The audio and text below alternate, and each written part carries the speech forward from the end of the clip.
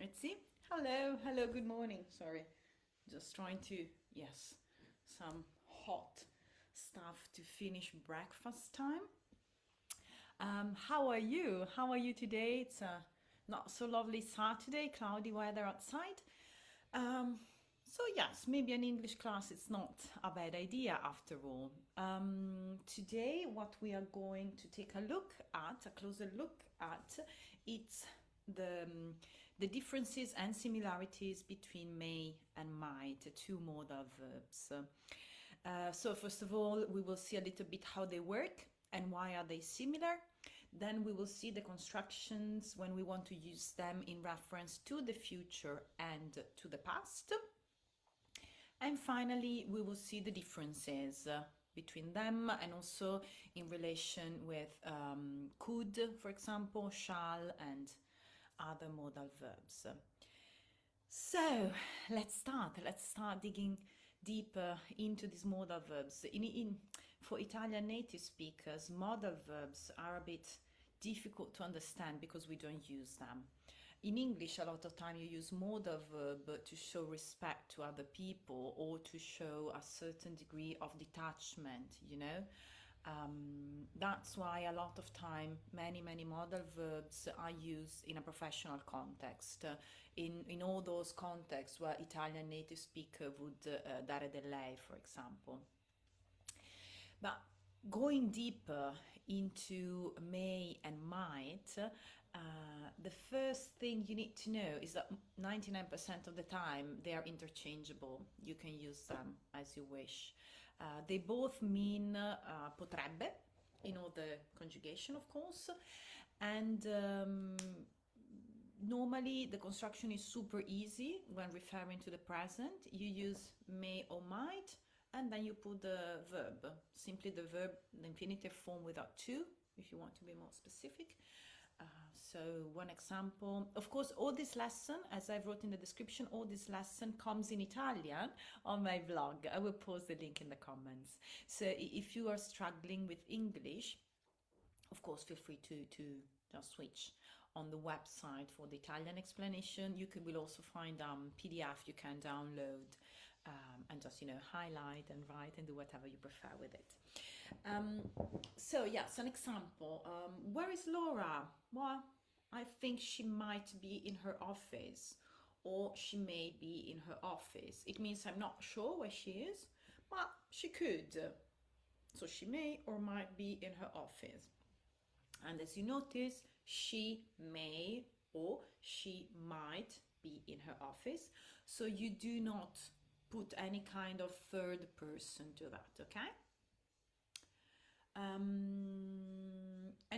Yes, it doesn't really matter whether you're using regular or irregular verbs. It's always the same. She or I might go to London next year. I don't know, we may have pizza tonight. So it's always the same, doesn't change. Negative form, fairly simple, as with any kind of negative forms in English, you put not. So I may not have a pizza tonight. She might not go to London next year. You just put the not. As a contraction, you do not have a contraction for may. It's always may not. Simple, easy peasy. Whereas with might, it's very difficult for Italian native speakers because it's really loads of consonants and no vowel inside, but they say mightn't. Okay? Anyway, feel free to use might not, and may not instead of overcomplicating your life if that feels overcomplicating, okay? Yes, negative form, question form. I didn't put it in the blog because if you're familiar with English grammar, it's fairly easy as well. You just invert subject and verb. May I ask you a question? Okay? Easy peasy. So this is the first part.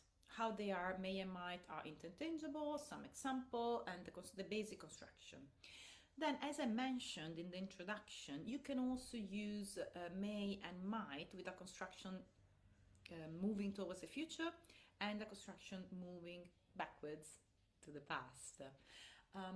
As to the construction with the future, you basically put may and might, be, and whatever verb with ing form, okay? Again, I might be traveling this summer, okay? I hope so, we will see. But yes, I might be traveling this summer.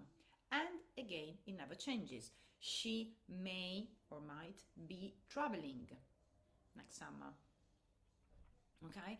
It is a bit more complex because of the construction. You have three verbs all together, but then the nice thing is that the first two never change. It's always may or might be, and then basically you add the verb you need to add with the ing form.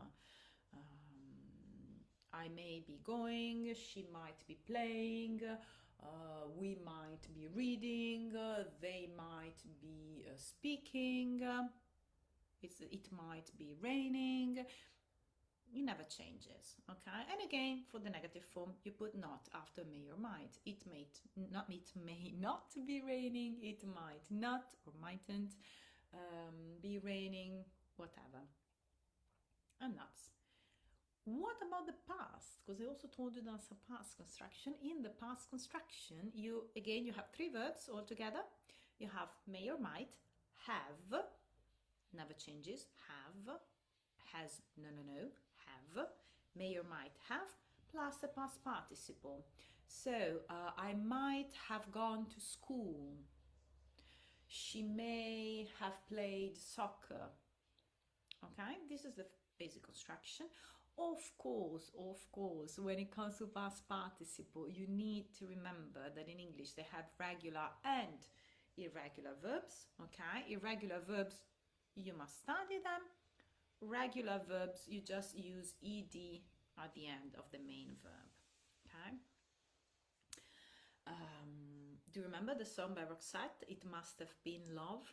Deve essere stato amore? Yes. That was with the verb must, but you can also replace must with may and might. It might have been love, potrebbe essere stato amore, but now it's over. Ma adesso è finita. Yes. Again, negative form with not. It might not have been love, it may not have been love. Easy peasy. So, similarity and basic construction. Be plus ing form, construction with the future, have plus past participle, construction for the past. Moving on, differences. Well, this feels like loads of content in a short time. Anyways, differences. So may and might do have some differences, but so may, for example, it's used a lot in formal context, in professional context, especially when you're asking permission or when you are proposing yourself to do something, offering yourself to do something. So may I open the window? May I ask a question? In this sense, when you're offering yourself, it can be used interchangeably with shall. Shall I open the window? Shall we? I don't know, shall we have a meeting? I was thinking, what could you do in a business context? Yeah, shall we have a meeting? You will never use might in these cases. Whereas might can be used, and indeed is used, only, and not may, when you're speaking about situations that are not going to happen. If they pay me $1 million, if they pay me $1 million, I might go on Mount Everest. Okay, first of all, they are never going to pay me $1 million. I wish, but no. And second of all, I will never go on Mount Everest because I don't like mountains. I very much prefer seaside. So, zero probability that this could happen in the future. So use might. Even if they pay me $1 million, if they pay me $1 million, I might do something, but of course they will not pay me. So no possibility that this happens in the future. So those are the two differences between may and might, okay? Situations that are not going to happen, might, or are not likely to happen, might. Formal context, may. There is also like one question that came up when I was teaching, one of the first time I was teaching the differences between may and might. When it comes to could, what about could in this context? You know, when we learn could at the beginning, when we are studying English, they tell us that could is the past and conditional form of can. Okay, so yes, I can speak English, I could speak English, so to say. And it also means potrebbe in Italian. You would also translate that as potrebbe. And yet, what do you need to consider? You need to consider that when you speak in the affirmative form, in the meaning of potrebbe essere possibile, you can use all three of them: may, might, could. The first example I gave you was Laura might be in her office, Laura could be in her office, Laura may be in her office. You can use all three of them. The meaning is still the same. And yet, when you're using the negative form, may not, might not, and could not, it's there when you need to pay attention, because it's there where the meaning changes. So could not, it means that something impossible. Okay, it's not only likely, it's really impossible. And yes, I wrote an example in the blog post that I'm just about to publish. I will put the link on the blog post in the first comment below.